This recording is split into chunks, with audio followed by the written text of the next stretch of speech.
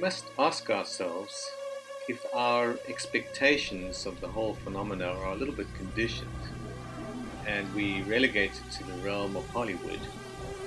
And of course that has no bearing on reality, but there are events happening and there is something going on that is so strange, and it is important, it seems to me at least, to ignore our preconceptions and examine it as something quite beyond anything we have known and experienced in history.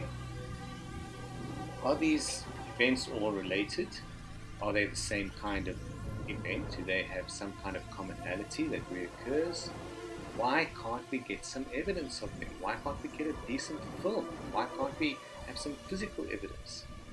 And finally, what is the government's role in this? Do they know something that we don't? There's no lack of tantalizing stories that filter out to the public. Give us just enough evidence to keep the UFO story alive. Or in fact, much more than that.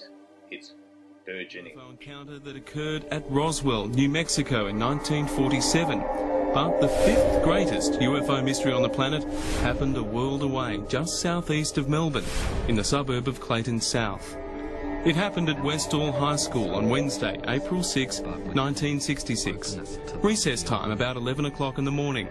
Scientists and UFO experts have long known about the Aussie sighting, but until now the details have been locked in our past.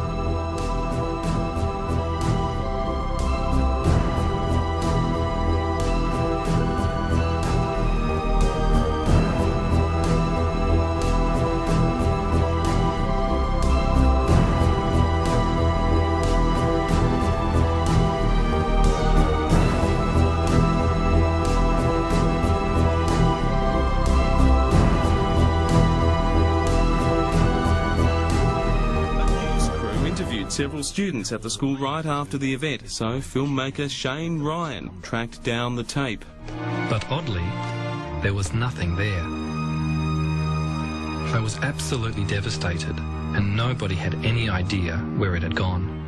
A teacher saw one of his colleagues who had taken pictures confronted by a man in a dark blue suit. It was demanded that she hand over not the film, but the entire camera. However, one written account survives in the Dandenong Journal newspaper, which reported the occurrence, questioned the involvement of the military and the cover-up by school officials. Called down to the headmaster's office, and there were two men in the headmaster's office, very well-dressed gentlemen in suits. They weren't introduced to me in person, and I don't know where they came from. From my references now as an adult, I would say they were Asia. Then we went into, oh, and we suppose you think you saw a flying saucer. And I'm like, well, I didn't say that. I said I saw an object, and we suppose you saw little green men. When I came out, I think I burst into tears. They were certainly Australian government, and I think it was part of their job to keep everything quiet. The authorities had found a way to silence the children, but they still had unfinished business with the teacher, Andrew Greenwood. He told me that two officers came to his home and threatened him under the Official Secrets Act. They said that he couldn't have seen a flying saucer at Westall because there were no such things as flying saucers. They threatened to tell people he was alcoholic, even though he wasn't. Now, being school kids, couldn't they have been easily influenced by each other or something as a bit of a group, delusion of some sort? Here we go again with the mass hysteria.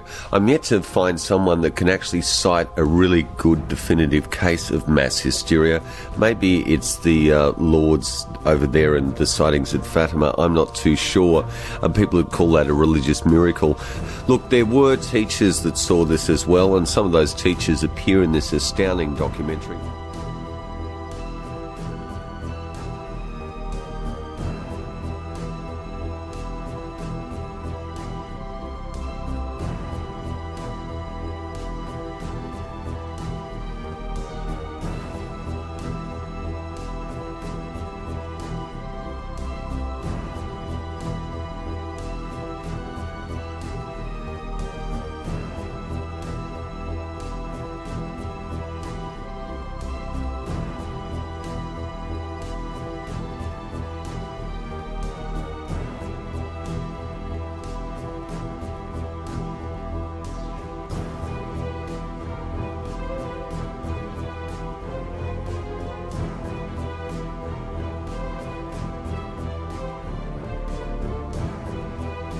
What about the weather balloon? There was a weather balloon released around about the time, or shortly before the sighting was going.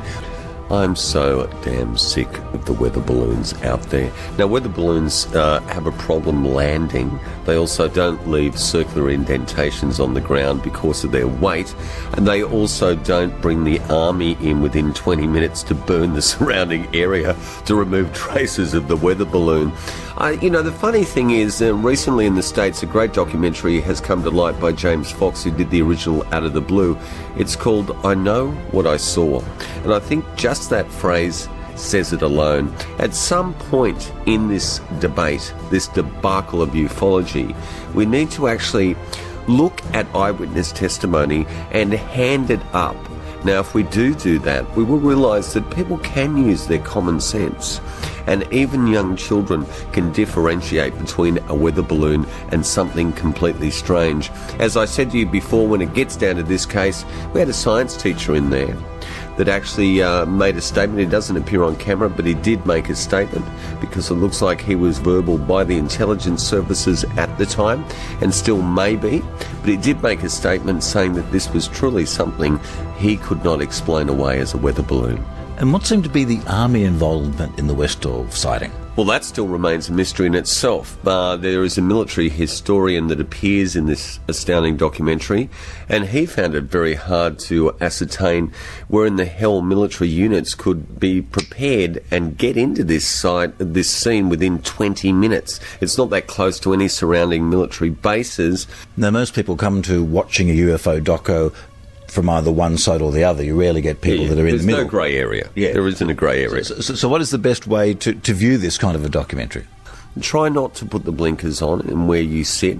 I think what problem is that science has become a new theology, and the lines have always been divided along religion.